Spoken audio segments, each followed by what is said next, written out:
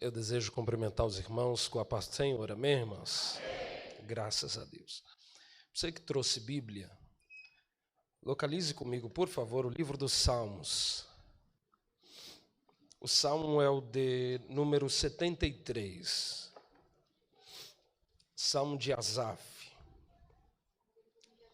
Salmo de número 73, nós vamos ler 3 versículos. O verso de número 1, o verso de número 2 e o verso de número 17. Livro dos Salmos.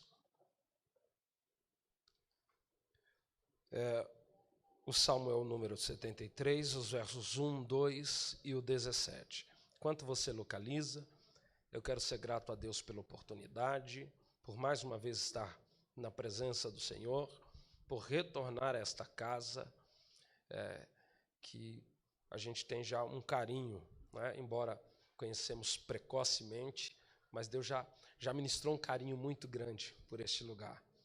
Lugar que a gente sente a presença de Deus, que a gente se sente confortável para adorar o Senhor.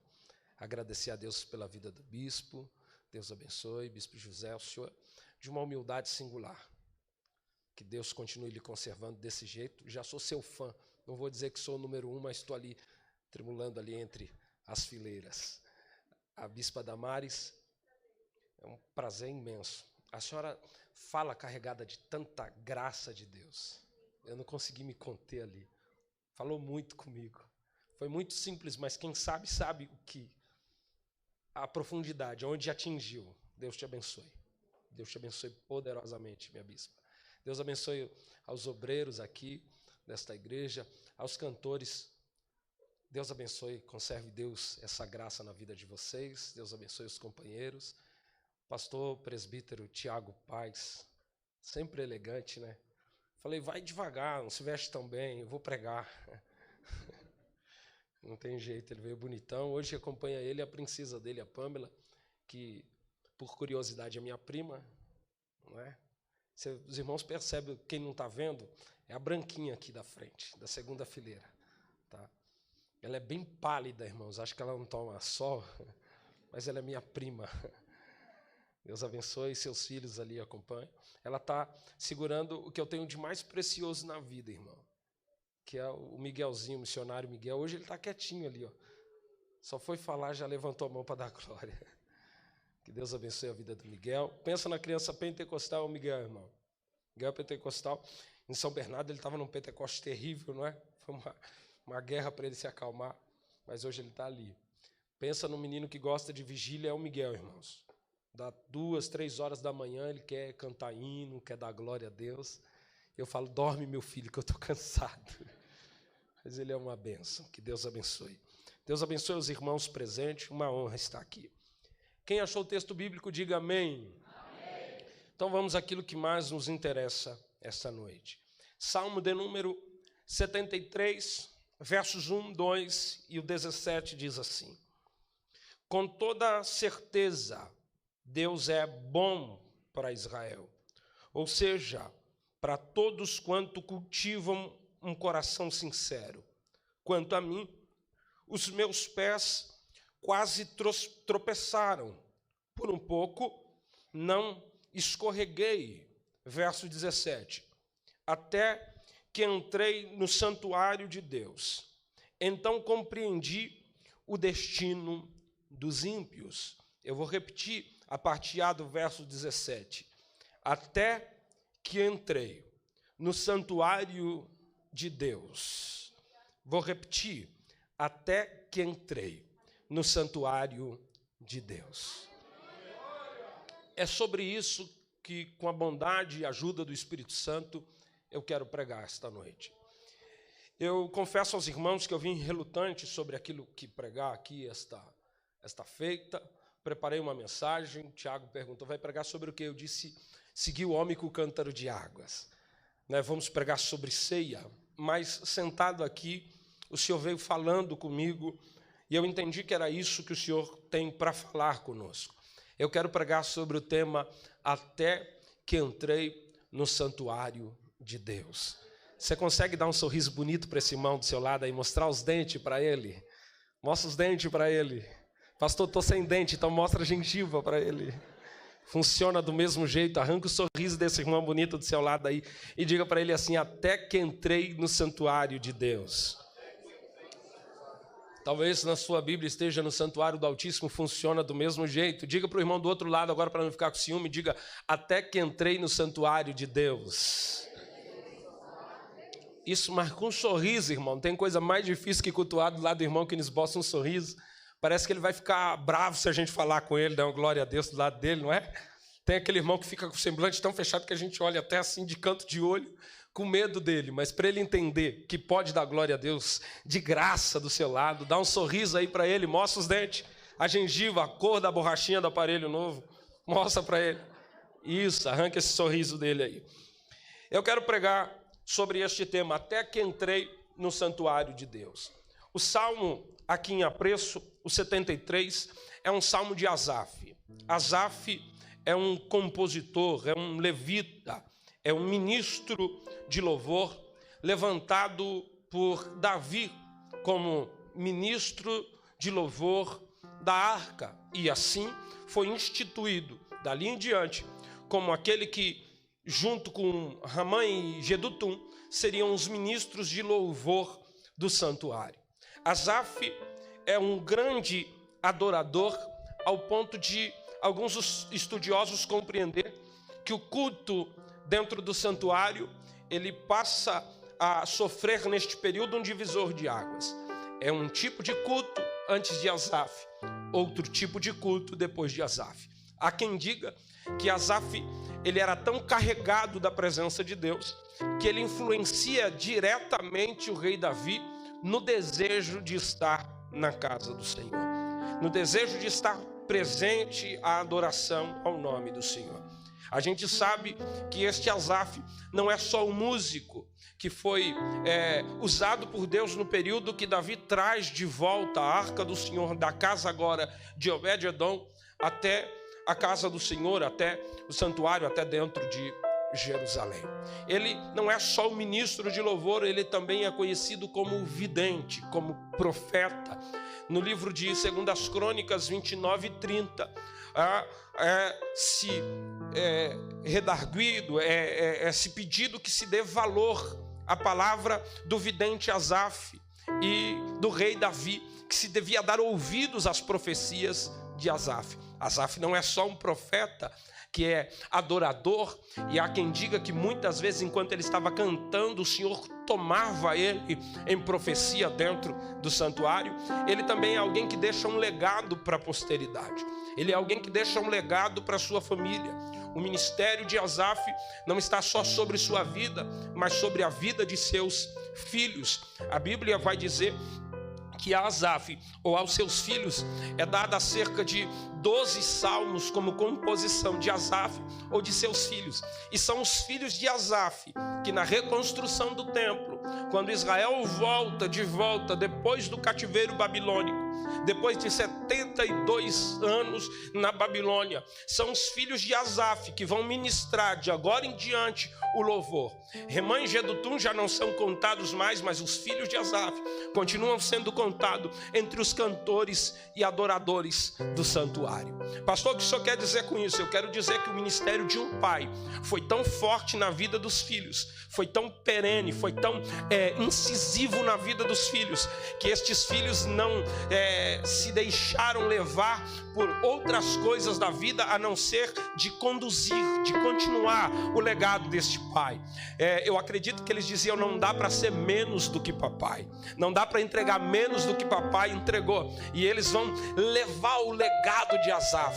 Este camarada é um grande profeta, um grande homem de Deus, um instrumento do Senhor, que compõe pelo menos 3 salmos. E esses 3 salmos de Asaf, o salmo de número 50, o salmo de número 73 e o salmo de número 83, eles têm quase que o mesmo teor. A mensagem do salmo de Asaf é quase que parecida. Asaf tem uma incompreensão na vida. Existe uma questão na vida de Asaf que ele não compreende bem. Existe uma questão na vida de Asaf que mexe no íntimo deste homem. Existe uma causa que Asaf não consegue responder, e esta causa mexe no íntimo, mexe na alma. Parem para pensar, eu não estou falando de alguém leigo, eu não estou falando de alguém que está iniciando os passos na fé. Eu estou falando de um salmista, estou falando de um ministro de louvor, estou falando de um profeta, estou falando de alguém que tinha como incumbência a organização, a parte organizacional do tabernáculo. Asaf é da família de Gerson, ele é gersonita, e por isso cabe sobre sua família os cuidados das cortinas do templo, do adorno do templo. Asaf é o tipo de levita que chega antes do culto começar e vai embora depois do culto terminar. Na parte da peregrinação, ele tem a ordenança de cuidar, de dobrar as tendas, os véus. Ele cuida dos adornos do templo. Sua família tem como função cuidar de tudo o que é ornamento da parte do santuário. Eu estou falando de alguém que conhece de culto, de liturgia, conhece de mandamento, conhece da lei, mas mesmo assim, ele chega aqui no Salmo de número 73 e ele diz que, ele começa esse Salmo dizendo: bom de verdade é Deus, e Deus é bom para o justo e para aqueles que o buscam, mas quanto a mim, ele traz a uma experiência particular. Ele diz: quanto a mim, os meus passos quase que se desviaram, eu quase escorreguei da fé, eu quase caí. Ele vai dizer que quase abandonou a fé, e o motivo pelo qual ele quase abandona, ele diz: eu não compreendo o contraste entre o ímpio e o justo. Eu não compreendo como pode o ímpio prosperar enquanto o justo padece. Verdade é que não existe aqui uma incompreensão a respeito da prosperidade do ímpio. O que incomoda Asaf não é o ímpio prosperar.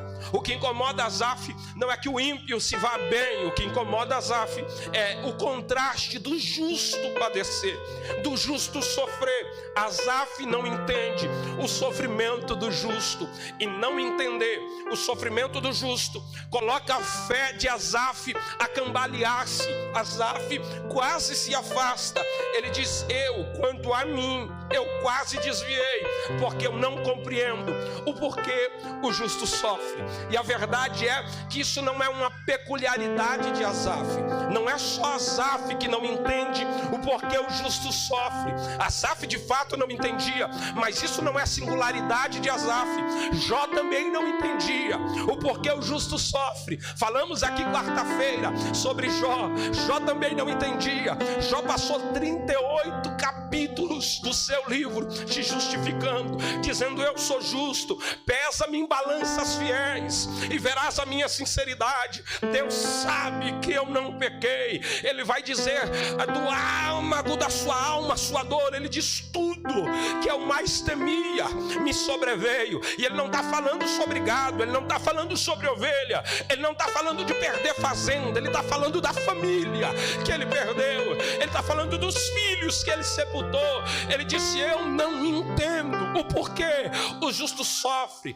Não é peculiaridade só de Jó. Jeremias também não entendia o porquê o justo sofre. Jeremias disse em seu livro de Lamentações: melhor me seria ser um morto do que sofrer tudo que eu sofro. E Jeremias está falando do abandono paterno, familiar, da incompreensão da sua geração, do abandono dos seus amigos, do seu ministério isolado de 40 anos, solitário, sozinho. Ele está dizendo: eu não queria nem ter nascido, eu queria ser um feto morto no ventre de minha mãe, ao ter nascido para passar por tudo isso. Paulo também não compreendia o porquê o justo sofre. Paulo grita: Senhor, tira de mim o espinho na carne. Senhor, tenho enviado de Satanás a esbofetear minha face por 3 vezes. Tira de mim. Eu não entendo porque o justo sofre. Eu não quero sofrer. Mas aí eu volto para Asaf, que diz que quase escorregou, mas ele termina não dizendo que desviou. Ele termina: tudo isso foi até eu entrar no santuário do Altíssimo. Altíssimo. Entrar no santuário do Altíssimo resolveu o problema. Entrar no santuário do Altíssimo firmou meus passos. Entrar no santuário do Altíssimo me deu gás para continuar.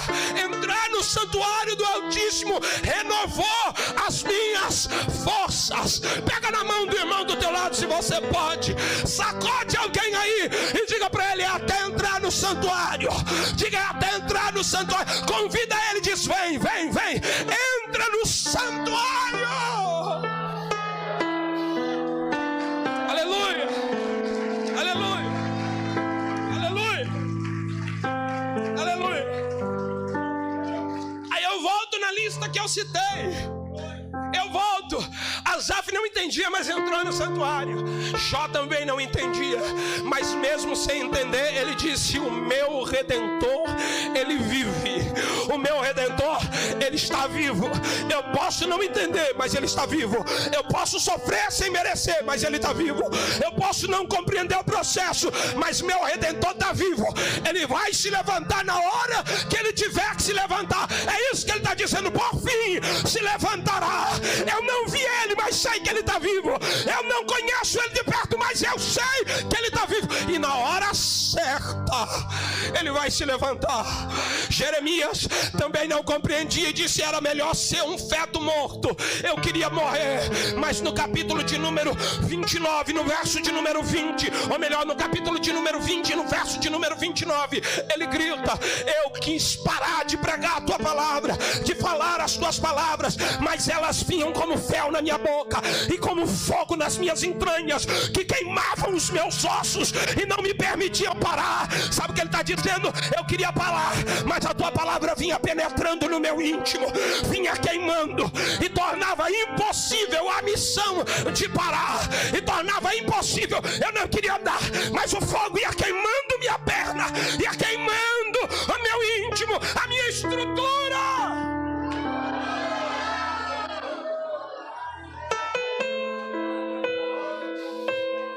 Também não entendia.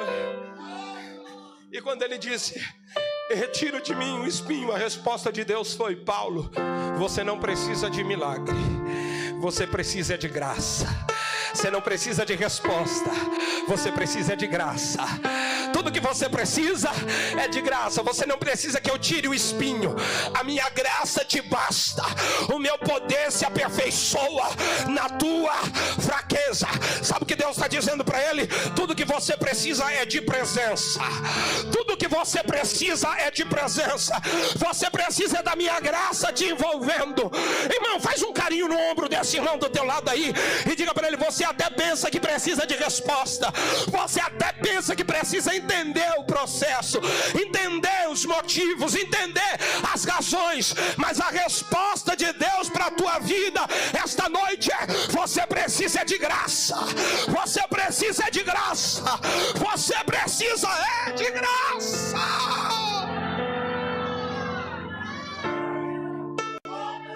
De graça.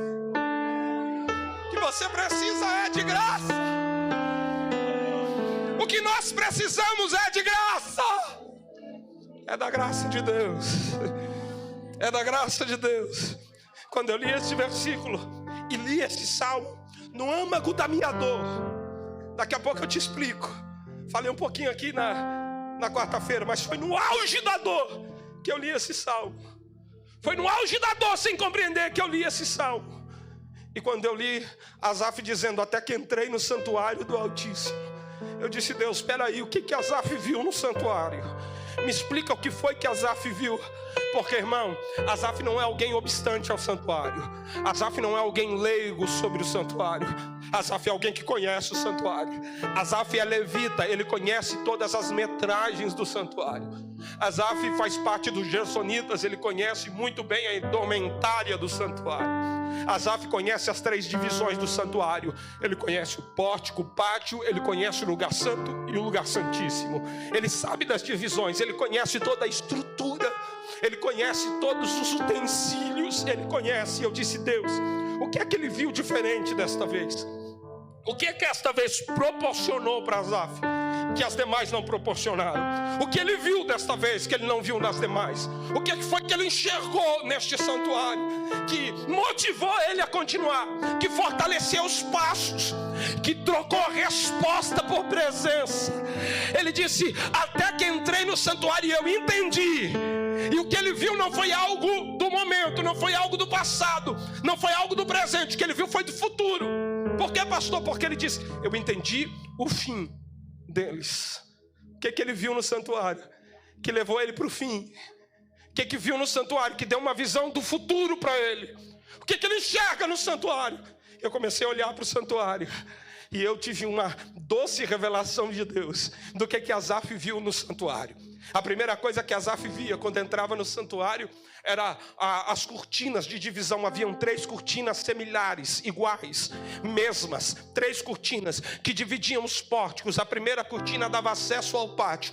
A segunda cortina, ou véu, como era chamado, dava acesso ao lugar santo. A terceira cortina dava acesso ao Santíssimo, onde só o sumo sacerdote, uma vez por ano, podia entrar. Na primeira cortina, de igual modo com as demais, ela tinha 4 cores. Ela era branca, azul, púrpura e carmesim. Quando Asaf se posicionava para entrar dentro do santuário, a primeira cortina estava dizendo para Asaf, como as demais diziam: Asaf, para entrar aqui dentro, aquele que vai conduzir a nação de Israel até a presença de Deus, ele precisa ser santo, ele precisa vir do céu, ele precisa ser rei e ele precisa ter sangue.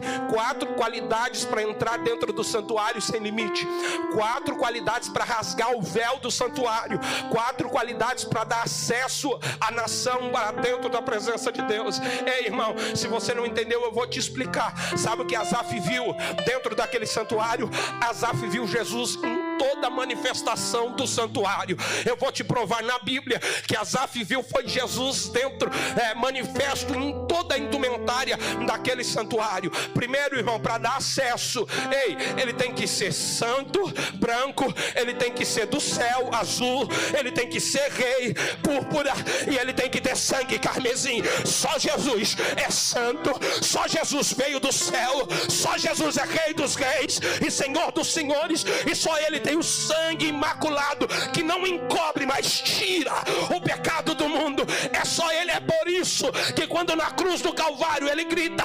Tetelestai, está consumado, o véu do templo se rasga de alto a baixo. Não é de baixo a alto, é de alto a baixo, porque Jesus está dizendo: eu sou o único santo, eu sou o único que veio do céu, eu sou o único rei dos reis e senhor dos senhores, e que tem o sangue, que tem poder de tirar o pecado e dar acesso à humanidade para do alto do céu rasgar, porque a salvação não começa na terra, a salvação começa no céu.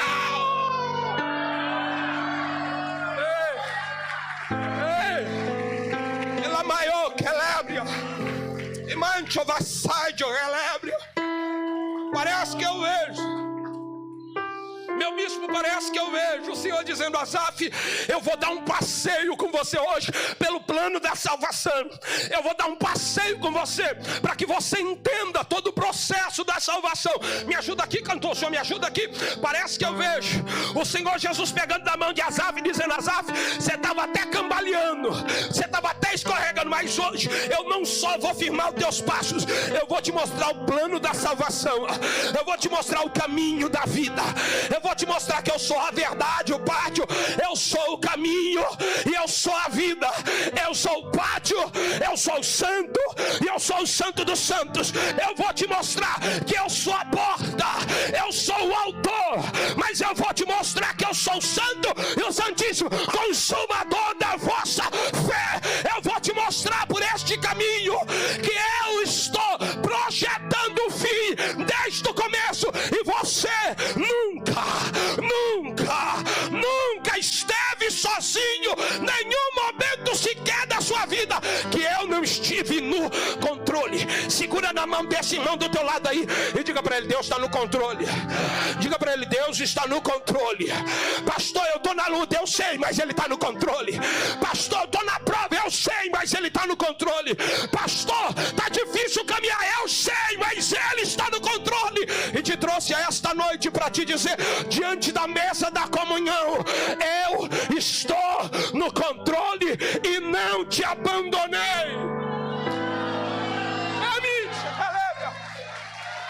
meu filho. Obrigado.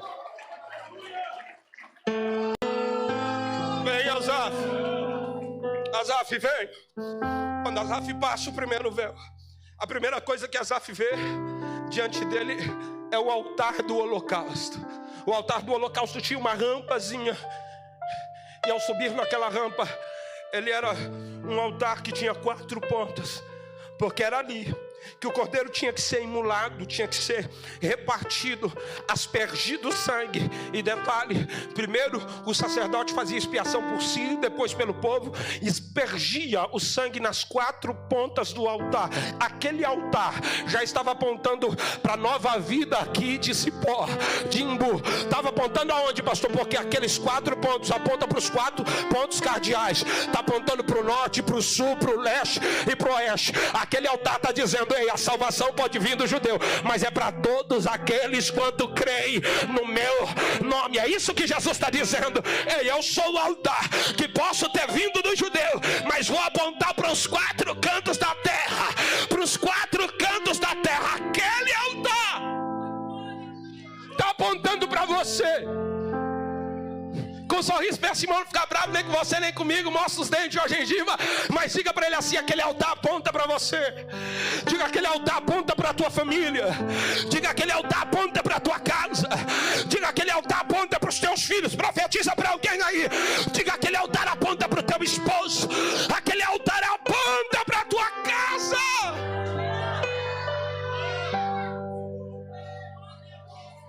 Aquele altar, Jesus está dizendo: Asaf, dá uma olhadinha aqui. Não é para o seu tempo ainda, mas esse altar aqui simboliza a cruz. E ninguém entra na minha presença sem antes passar pela cruz. Ei, Asaf, a cruz não é o final, a cruz é o começo. Ei, Asaf, a cruz não é o fim, a cruz é o começo. Diga para alguém isso, porque ele precisa sair daqui esta noite ciente disso. A cruz não é o final, a cruz é o começo.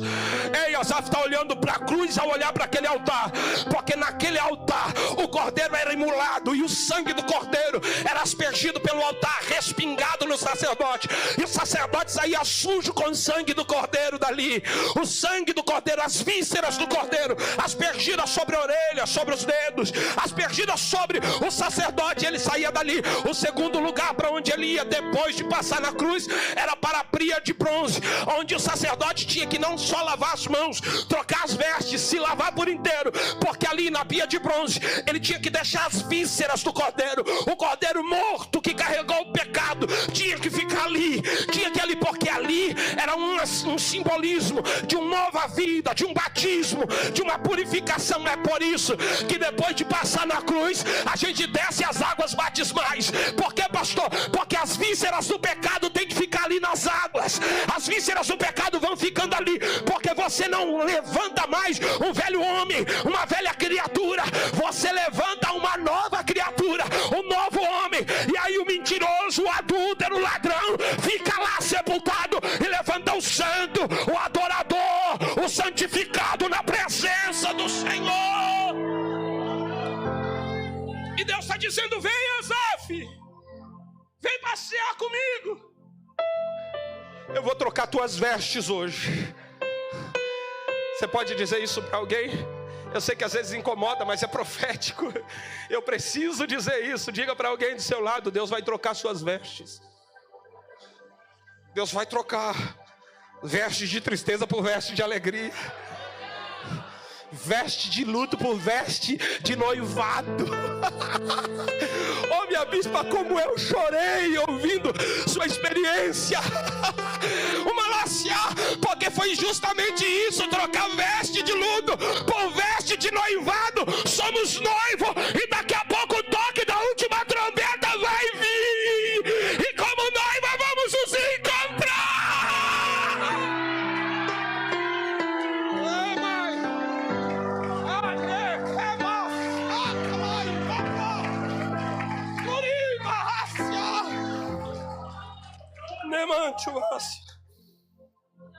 Tinha que passar pela pia, tinha que trocar as vestes na pia. E ao trocar as vestes na pia, ele estava pronto para passar pelo segundo véu. E no segundo véu Jesus estava dizendo: vem, Asaf, vem. Vem porque eu sou santo. Vem porque eu sou rei. Vem porque eu sou do céu. Vem porque o meu sangue te dá acesso. Venha, venha. A palavra de Deus para nós esta noite é: vem para o santuário. Vem. Pastor, mas eu já estou no culto. Eu sei, ele está te chamando é para o santuário. Pastor, eu já cheguei na igreja. Eu sei, mas ele está te chamando é para o santuário. Pastor, eu já estou aqui desde as 6 horas da tarde. Eu sei, mas ele está dizendo: entra no santuário também, entra. Porque tem gente que às vezes que a gente entra no culto físico, mas não entra no culto espiritual. Tem gente que às vezes a gente chega na organização, mas não entra no organismo. E a palavra de Deus para nós esta noite é: entra no santuário. Entra no santuário. Entra no santuário. Eu estou falando de alguém que estava todo dia no santuário físico, quase escorregando, mas quando ele entrou no santuário espiritual, o Laia quebra, ele estava todo dia no santuário da terra, mas quando ele entrou no santuário de Deus, ele estava todo dia no santuário humano, mas quando ele entrou no santuário de Deus, vem no santuário. Quando ele passava pelo segundo véu, quando ele chegava no segundo véu, a primeira coisa que ele via do lado esquerdo era um candelabro de ouro com 7 braços, um no meio, 3 de cada lado, romãs como símbolo, colheres ali de romãs, onde ia um pavio, ficava acesa continuamente, porque era a função do sacerdote entrar e manter acesa as lâmpadas do santuário. E sabe o que eu acho interessante? É que não tinha janela no santuário, não havia brecha de luz no santuário. No santuário nada de fora entrava, e a única coisa que esclarecia o santuário era a luz daquele candelabro. Aquele candelabro era que iluminava o caminho da adoração, era aquele candelabro que iluminava a presença de Deus, era aquele candelabro que colocava o povo mais perto de Deus, era aquele candelabro que dava visão do sagrado. O sagrado não poderia ser olhado a não ser pela luz daquele candelabro. Sabe o que aquele candelabro representa? Aquele candelabro representa a palavra de Deus. Por quê, pastor? Porque é a única coisa que nos ilumina o caminho da adoração, é a única coisa que nos dá o vislumbre da presença de Deus, que nos ajuda a enxergar o caminho de Deus. Por onde a gente conhece a Deus é pela palavra. O que nos aproxima de Deus é a palavra. O que é luz para o nosso caminho é a palavra. Lâmpada para os nossos pés é a palavra. O que nos aproxima de Deus é a palavra. O que está iluminando o caminho da nossa adoração aqui é a palavra. E você sabe quem é a palavra? João já dizia no capítulo 1 que no princípio era o verbo, e o verbo estava com Deus, e o verbo era Deus. E se isso não te satisfaz, Apocalipse capítulo de número 3, versículo de número 19, o texto diz: e o novo nome pelo qual se chama é a palavra de Deus. Você sabe quem é a palavra? A palavra é Jesus. A palavra é Jesus. A palavra é Jesus. A palavra é Jesus. Bate na mão de alguém aí e diga para ele: Jesus é a palavra. Jesus é a palavra. É por isso que eu não entendo o crente que diz que ama Jesus e não gosta da palavra. É por isso que eu não entendo de pessoas que dizem que é íntimo de Jesus e não mergulha na palavra. Ei, irmão, não tem como amar Jesus e não amar a palavra. Quem ama Jesus, ama a palavra. Quem ama a palavra, ama Jesus. Quem conhece a palavra, conhece Jesus. Quem conhece Jesus, conhece a palavra, porque um é o outro. Mas deixa eu correr. Eu estou sentindo uma presença de Deus tão grande aqui. Eu estou sentindo uma presença. Alamassa, umitacando releia.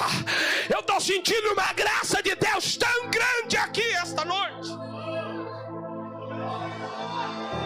Deixa eu ver se tem alguém sentindo. Deixa eu ver aqui do meu lado esquerdo se tem alguém sentindo presença. Deixa eu ver lá no fundo se tem alguém sentindo presença. Deixa eu ver aqui do meu lado direito se tem alguém recebendo presença. Aqui na tribuna, em mídia rébria, os músicos Adamanto, Kelepa, Takaiopria, em mídia vassaida. A presença de Deus é tão real aqui que parece que dá para abraçar, que parece que dá para tocar. Está me arrepiando a presença aqui. Sabe o que é isso? É Jesus dizendo: eu estou iluminando Entra no santuário. Entra no santuário. Entra no santuário. Entra. Entra. Entra.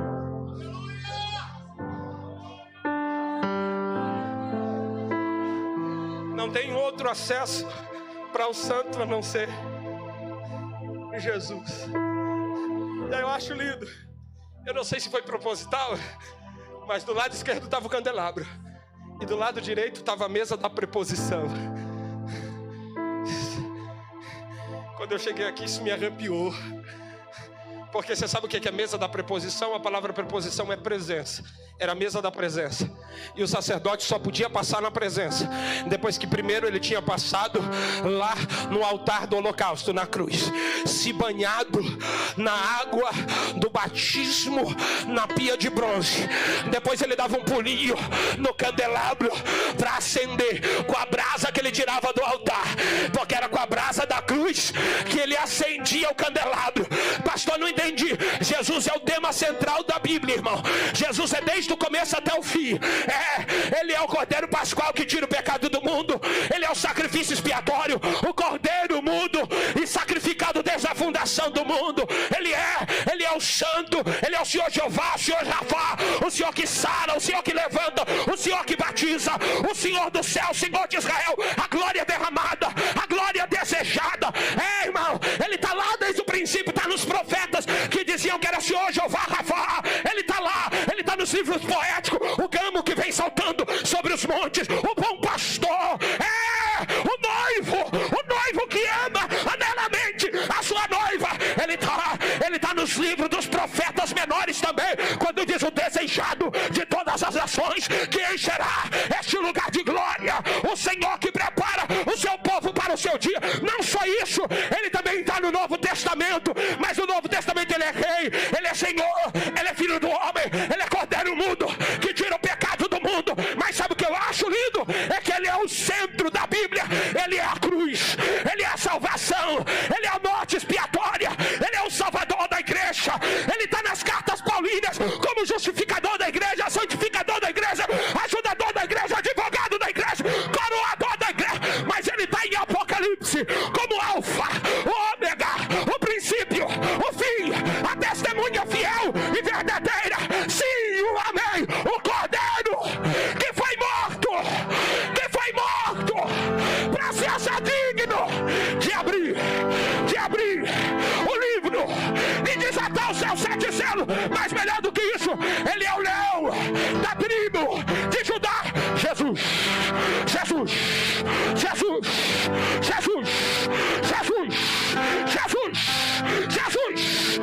e ele está aqui.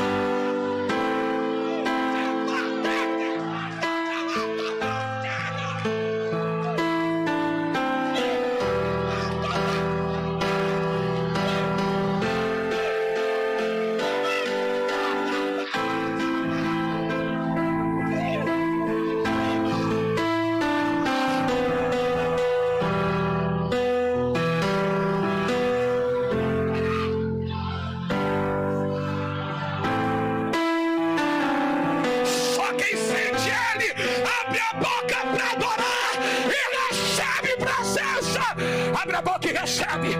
Abre a boca e recebe. Abre a boca e recebe. Abre a boca e seja renovado. Abre a boca e seja transformado.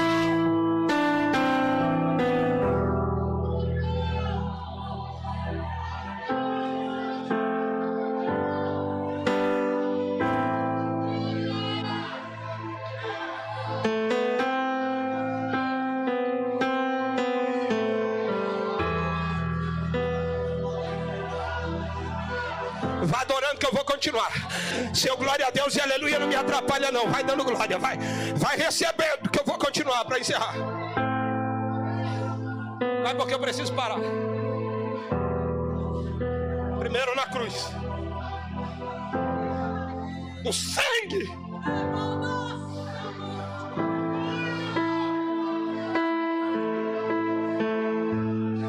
Aí é pra pia.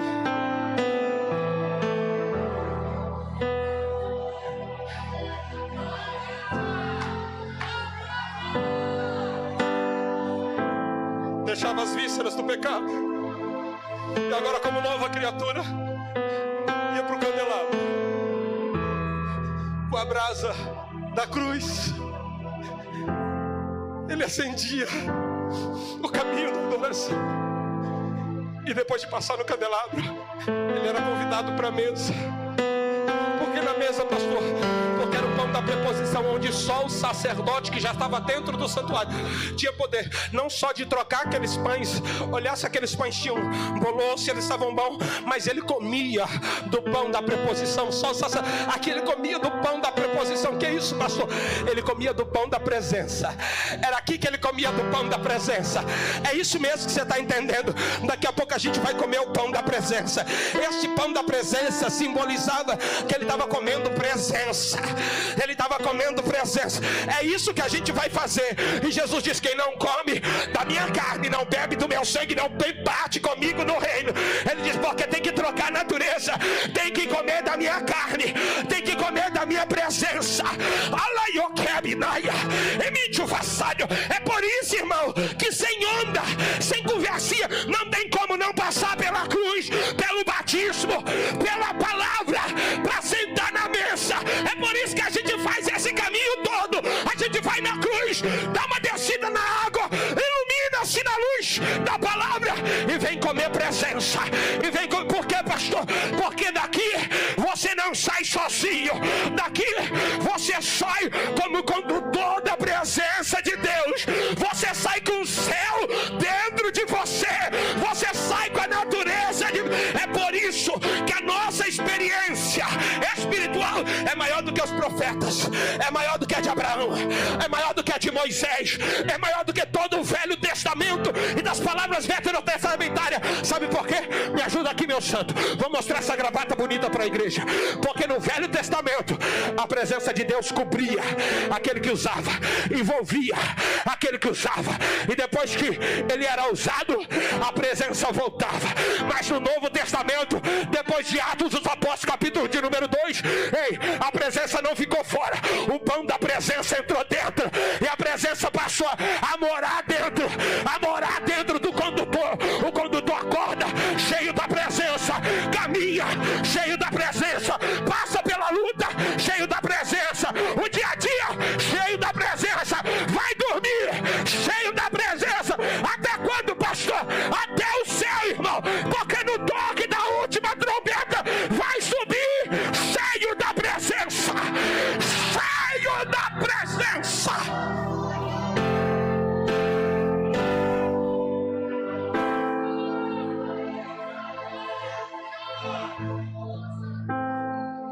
Vou correr.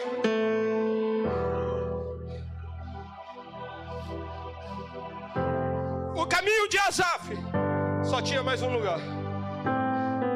Só tinha mais um lugar. Asaf era levita. Asaf nunca entrou no Santo dos Santos. Asaf chegava só até a segunda cortina, porque de frente da última cortina, do lado do santo da cortina, estava o altar do incenso.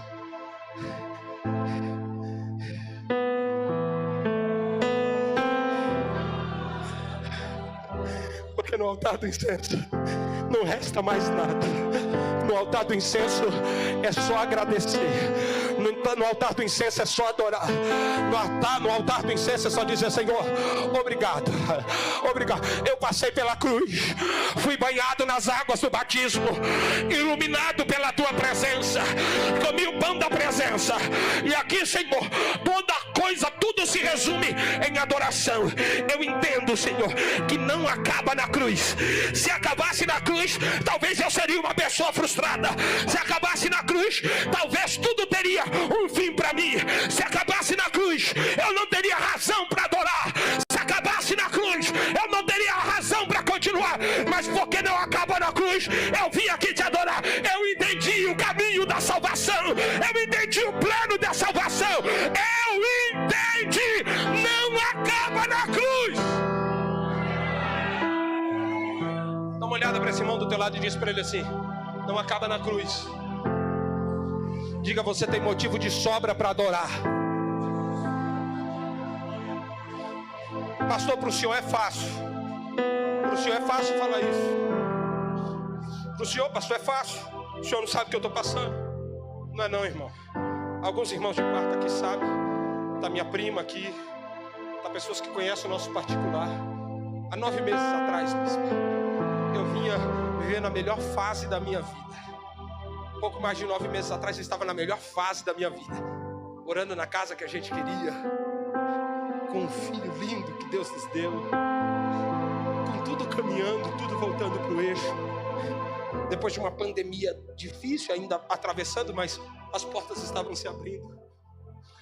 Estava tão feliz, desfrutando das bênçãos da cruz. E um dia, numa consulta rotineira, fomos tratar uma mastite. Com minha esposa para tratar uma mastite. Um leite empedrado, que a gente já estava fazendo massagem, a gente já estava com os procedimentos, tomando medicação. Chegamos no hospital, o médico se espantou porque estava avermelhando. Ele disse: vamos fazer uma drenagem deste leite. Vamos fazer a drenagem. E o que era um leite empedrado sangrou. O médico disse: vou fazer uma biópsia só para desencargo, é normal acontecer. Fez a biópsia, 7 dias depois. O diagnóstico era de câncer avançado. Minha esposa olhou para mim e disse: e agora, amor? Eu disse: meu bem, Jesus cura. Eu prego há mais de 2 décadas, não vou dizer há quanto tempo, você não me achar velho. Eu falei: Jesus cura. Já vi Jesus curar leucemia, outros tipos de câncer, já vi Jesus curar AIDS. Jesus me curou. Eu andei 1 ano e 2 meses de muletas. O médico disse que eu jamais ia andar normalmente de novo, porque eu tenho uma perna menor do que a outra. Mas eu estou aqui, estou bem, estou pregando. Jesus cura, Jesus vai te curar. Começamos o processo. Ela disse: e se cair o cabelo? Eu disse: cair, cresce de novo. E só cresce se Deus quiser. 5 dias, 1 mês e meio depois, o cabelo dela começou a cair. Eu tive que cortar o cabelo dela. Enquanto cortava o cabelo dela, ela chorava. Eu disse: calma, vai crescer de novo. Você é a carequinha mais linda que eu conheço. Abracei ela, a gente orou. 1 semana depois, nós estávamos para o 2º dia de químio. Levantei de madrugada, porque ela já estava 5 dias com dores terríveis. Fomos para o hospital. Cheguei no Pérola Baiton de manhã, numa terça-feira de madrugada. Entramos, ela foi para o medicamento. A médica disse assim: olha, ela vai tomar o medicamento, nós vamos fazer os exames, tomografia. A gente vai ver o que pode fazer. O senhor espera do lado de fora. Ela disse: amor, eu disse: calma, vai ficar tudo bem. Jesus vai te curar. E fiquei do lado de fora. Jesus cura. Eu estou consagrando, eu estou firme. Jesus cura. Faz o milagre. 40 minutos depois me chamaram para a sala do médico. O médico disse: senta aqui, seu Ronaldo. Eu tenho uma notícia para te dar. A guerreira não suportou. Ela partiu. Eu disse: eu sirvo um Deus que cura. Eu quero ver minha esposa. Me levaram para a sala. Abracei o corpo da minha esposa e orei. Por uns 40 minutos ininterruptos eu gritei. Eu disse: Deus, traz de volta. Pai, eu tenho um bebezinho de 1 ano e 10 meses e eu não sei cuidar de uma criança. Pai, traz de volta. Pai, foi o Senhor que deu. Traz. Espírito de vida! Espírito da morte, sai! E eu gritei. Até que alguém pôs a mão no meu ombro e disse: está na hora de aceitar a vontade de Deus. Eu disse: Deus, e agora? Ajoelhado ali, liguei para os familiares mais próximos e disse: e agora, Deus? E agora? Alguém foi anunciando, o telefone não parou de tocar. Alguns pastores disseram: o senhor quer desmarcar? O senhor quer reagendar? Alguém perguntou para mim. Alguém me ligou e disse assim: e aí, vai continuar pregando? E agora? Vai continuar atendendo a agenda? Você sabe que se você parar, ninguém vai te criticar, não é? Você sabe que se você trancar as agendas, ninguém te critica. Você sabe que se você quiser tirar 1 ano sabático e não ir para a igreja, ninguém vai ter nada para falar de você, não é? E agora? Eu olhei para aquele telefone e disse: parar nunca foi uma opção. parar nunca foi opção. Alguém disse, por quê? Eu disse, eu venho pregando há mais de 2 décadas que nada cala a adoração de um adorador.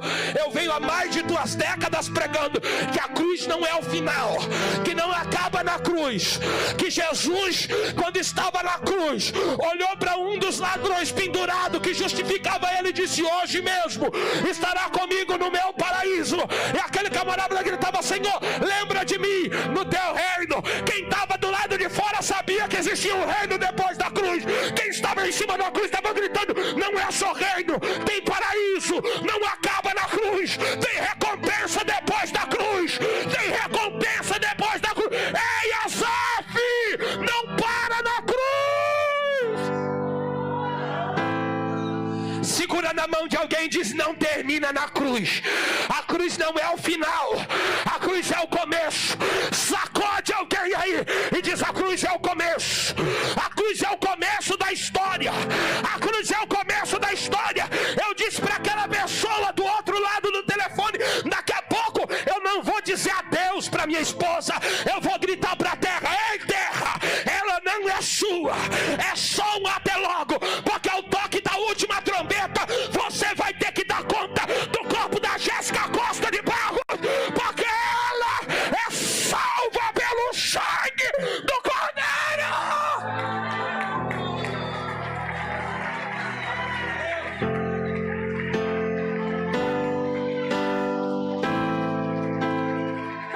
Emaia, Sheba, Haraia, Emalacandoré, eu estou te convidando adiante do altar do incenso esta noite, dizer a Deus, eu te dou glória, eu te dou glória, eu te rendo adoração. Nós vamos trocar as vestes esta noite.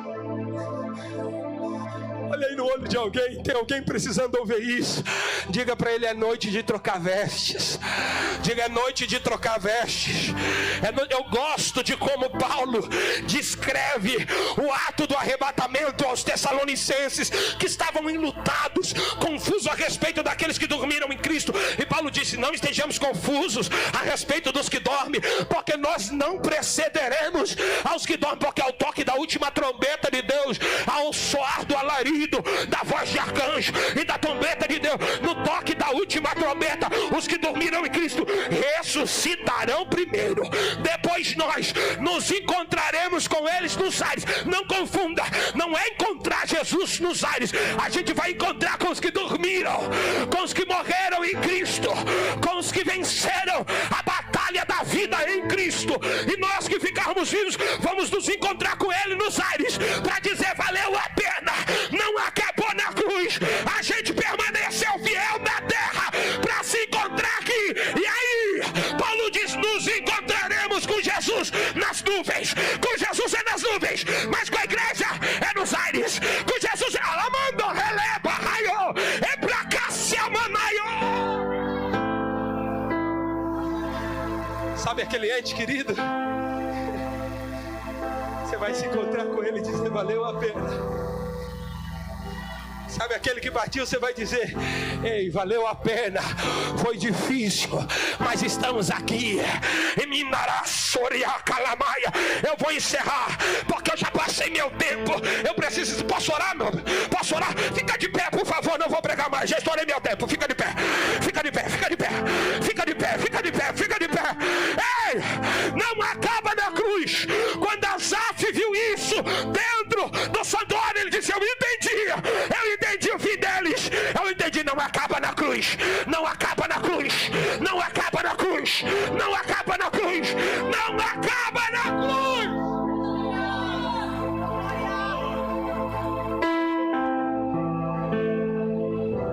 Isso porque, eu encerro, Bíblia fechada.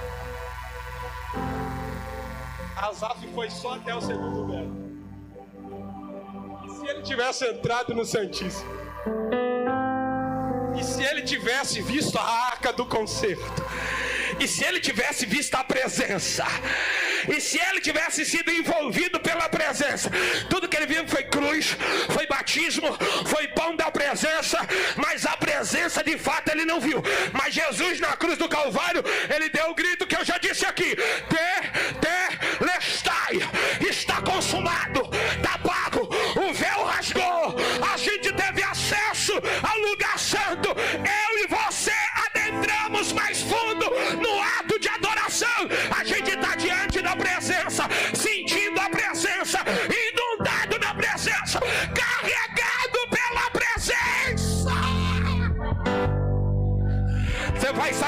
nesta noite é carregado pela presença.